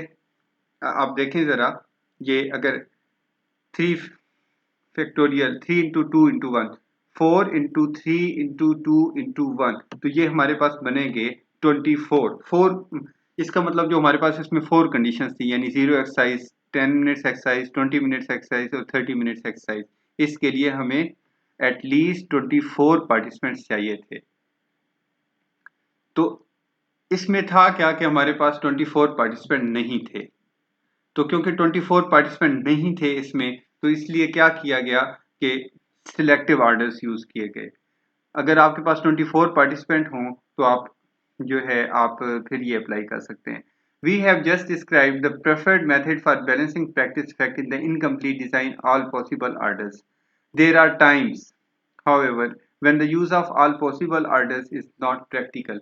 अगर आपके पास पार्टिसिपेंट ही ना हो तो आप कैसे करेंगे? For example, if we wanted to use the incomplete design to study an independent variable with 7 levels, we would need to test 5040 participants. अगर आपके पास 7 इंडिपेंडेंट वेरिएबल के लेवल्स हों या कंडीशंस हों, जैसे इसमें हमारे पास 4 हैं, तो 7 के लिए आपको 5040 पार्टिसिपेंट चाहिए. ऑब्वियसली नहीं कर सकते हम, इनप्रैक्टिकल है. तो इसलिए because we need one participant for the each of the possible order, इसलिए हम ये रैशनल है सिलेक्टिव ऑर्डर्स को यूज करने के लिए कि जब हमारे पास कंडीशन ज्यादा हों एक बात, या हमारे, अब मैंने बताया था कि आपको मैं दूसरी रीजन बताऊंगा कि हम ऑल पॉसिबल ऑर्डर्स क्यों नहीं यूज करते. इसमें हमें 24 ऑर्डर्स होंगे. ऑर्डर्स तो कम है, जाहिर है ये 4 कंडीशंस हैं, 24 ऑर्डर्स, लेकिन हमारे पास पार्टिसिपेंट कम है, तो अब तब भी हम नहीं यूज कर सकते क्योंकि हमें एटलीस्ट इसके लिए 24 पार्टिसिपेंट चाहिए, तब हम ये ऑल पॉसिबल ऑर्डर्स जो हैं वो यूज कर सकते हैं. Types of balancing using selective orders. मैंने आपको बताया था कि उसका जो फर्स्ट मेथड है वो लैटिन स्क्वायर है. जो लैटिन स्क्वायर है, द सेकंड बैलेंसिंग टेक्निक जो है सिलेक्टिव, वो सिलेक्टिव ऑल पॉसिबल ऑर्डर्स का तो आपको पता चल गया, 4 factorial, 3 factorial, 4 multiplied by 3 multiplied by 2 multiplied by 1. तो लेकिन अगर आपके पास आपने सिलेक्टिव ऑर्डर्स लेने हो तो वो आप लैटिन स्क्वायर से, और एक आप क्या कर सकते हैं, जो रैंडम ऑर्डर रोटेशन, रोटेट करके उससे रैंडम ऑर्डर्स के थ्रू आप सिलेक्टिव ऑर्डर्स ले सकते हैं. तो ये इसके 2 मेथड्स हैं जो मैं अभी आपसे डिस्कस करता हूँ. इसमें हम ये करते हैं लैटिन स्क्वायर में, each conditions appear at each ordinal position once, यानी एक जो ऑर्डर है उसमें एक कंडीशन ओनली वंस वो उसमें अपीयर होती है. For example, just to the right of the center of the table. आपको मैं अभी टेबल दिखाऊंगा, उसमें आप देखेंगे we can see that in the Latin square condition 0 appears exactly once in the first, second, third and fourth ordinal position. हम देखते हैं कि ऐसी है. ये देखें, ये ऑल पॉसिबल ऑर्डर्स हैं. ये हम देखें 0 10, ये कितने ऑर्डर्स हैं आप इसको काउंट कर सकते हैं, 1 2 3 4 5 6 6 एंड 6 12, और दिस वन इज 12 और 6 18 एंड 24. यहाँ तक आप देखें, ये 4 कंडीशन सी 0 10 20 30, इसके जब ऑर्डर्स बनाए गए तो हमारे पास 24 ऑर्डर्स बने ऑर्डिनल पोजीशन में. जब हमने लैटिन स्क्वायर लिया है तो उसको मैंने आपको बताया कि ऑर्डिनल पोजीशन में रेपिटेशन नहीं होती, जैसे 0 है, फिर 10 है, फिर 30, फिर 20. उसके बाद यहाँ से आप देखें 10 30 20, 10 30 20 और उसके बाद 0. फिर आप देखेंगे इसके बाद 20 0 10, और ये जो आप देख सकते हैं कि कैसे ऑर्डर्स बनाए गए, ये यहाँ से आप देखें कि ये सिलेक्टिव ऑर्डर्स जो है 0 10 20 30, फिर 10 30 0 20, फिर आप 30 20 10 0, फिर 20 0 30 एंड 10. इस तरह से ये आप देखें 4 सिलेक्टिव ऑर्डर्स बनाए गए. अब आप यहाँ पे जरा देखें, पहले में क्या आता है, 0, फिर 10 आता है, फिर 20, फिर 20 आता है, और फिर उसके बाद 30, और इसमें 10 30 0 और 20. और इसमें जो एक रूल है जो मैंने आपको पहले बताया लैटिन स्क्वायर में, वो क्या है कि we can see that Latin square 0 condition appear exactly once in the first, second, third and fourth ordinal position. ऐसे ही है, हम देखते हैं. ये देखें यहाँ पे फर्स्ट पे आई है, थर्ड पे, फोर्थ पे और सेकंड पे.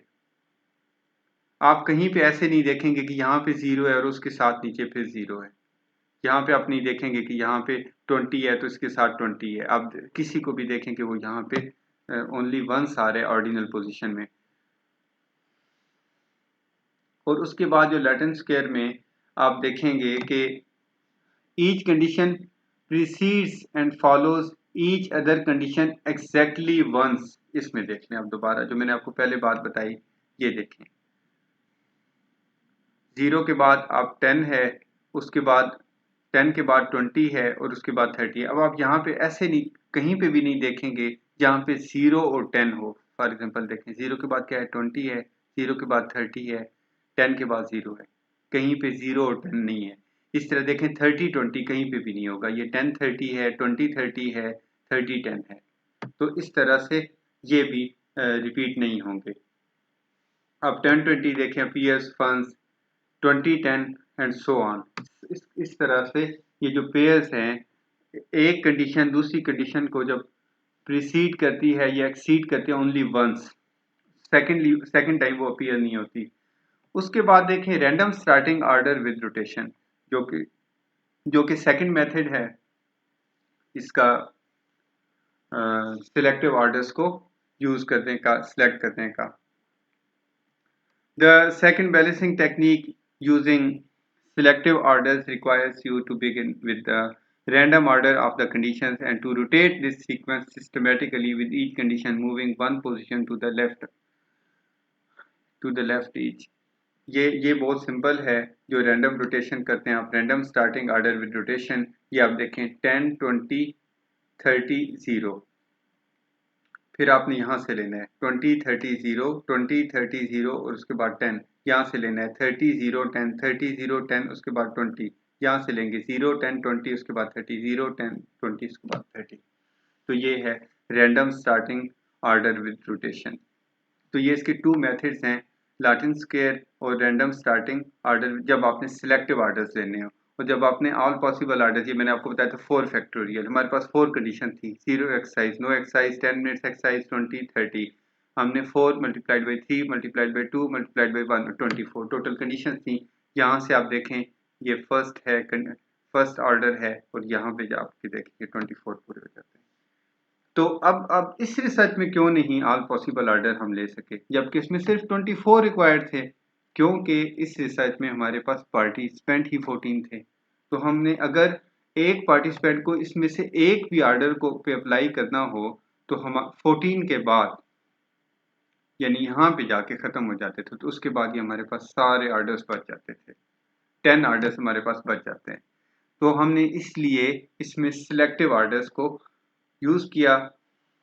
और उसके बाद आप देखें ना, जैसे मैंने आपको the number of participant n is equal 14 in the Hansen's et al 2001 exercise study made it impossible for them to use all possible order. Instead they identified a random order of conditions for each participant.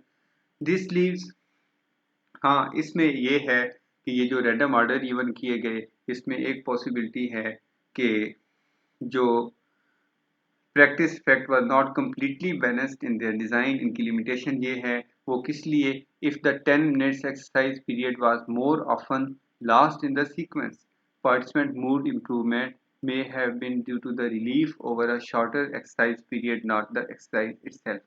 कहने की बात ये कि एक जो individual है उसको आपने थर्ड वीक में 30 मिनट्स की एक्सरसाइज करवाई है, फर्स्ट वीक में आपने उसको नहीं करवाई एक्सरसाइज, 0 एक्सरसाइज, सेकंड में आपने उसको करवाई 20 की, थर्ड में आपने उसको करवाई है 30 की, फोर्थ वीक में आप उसको अगर 10 मिनट्स की एक्सरसाइज करवाते हैं तो वो तो एंजॉय करेगा, लो जी काम खत्म हो गया 10 मिनट्स के बाद। तो हो सकता है उसके मूड अच्छा, वो जो फील कर रहा हो वो 10 जो एक्सरसाइज में रिलीफ मिला उसको कि जी टोटल 10 मिनट्स करनी पड़ी, उसकी वजह से अच्छा हो। बस जबकि हम समझ रहे थे कि जो 10 मिनट्स की एक्सरसाइज है वो बहुत अच्छी थी, तो उस वजह से उसमें उसमें चेंज आई। इसलिए आइडियल तो यही था कि इसमें ऑल पॉसिबल ऑर्डर्स यूज़ किए जाते, लेकिन वो नहीं यूज़ किए जा सके क्योंकि इनके पास नंबर ऑफ पार्टिसिपेंट 14 थे। तो इस तरह से हैंसन के एक्सपेरिमेंट से हमें पता चला। तो आपको मेरे कि जो 10 मिनट्स की एक्सरसाइज है या मैक्सिमम मिनिमम 10 और मैक्सिमम 20 मिनट्स की एक्सरसाइज बेहतर है आपके मूड्स को बेहतर करने के लिए, नेगेटिव मूड्स को जो है आपके कम करने के लिए, और पॉजिटिव मूड्स जो है वो आपने क्रिएट करने के लिए बेहतर है कि आप 10 से 20 मिनट्स की एक्सरसाइज करें। और इसके बाद आपको मैंने जो दोनों रीजंस बता दी, एक रीज़न ये थी कि ये जो 24 ऑल पॉसिबल ऑर्डर्स इसलिए नहीं यूज़ किए जा सके इस रिसर्च में। फर्स्ट रीज़न तो ये है कि इस वजह से हम नहीं यूज़ कर सकते कि समटाइम्स कंडीशंस बहुत ज़्यादा होती हैं। जैसे मैंने आपको बताया अगर 7 कंडीशन हो तो 5000 प्लस आपको पार्टिसिपेंट चाहिए होते हैं एक ऑर्डर भी अप्लाई करने के लिए। एक रीज़न तो ये है कि आपके पास अगर 4 से एक्सीड कर जाए इंडिपेंडेंट वेरिएबल के लेवल्स या कंडीशंस तो आप ऑल पॉसिबल ऑर्डर्स नहीं यूज़ करें। सेकंड ये है कि अगर आपके पास 4 तक भी हों, लेकिन अगर आपके पास नंबर ऑफ पार्टिसिपेंट उतने ना हो, जैसे हमारे यहाँ 24 कंडीशंस थी टोटल, जो इतनी ज़्यादा नहीं थी, लेकिन पार्टिसिपेंट ओनली 14 थे, तो ऑल पॉसिबल ऑर्डर्स नहीं यूज़ किए जा सके। उम्मीद है आपको इससे फ़ायदा होगा। तो बहुत सारा ख्याल रखिएगा। अल्लाह हाफ़िज़।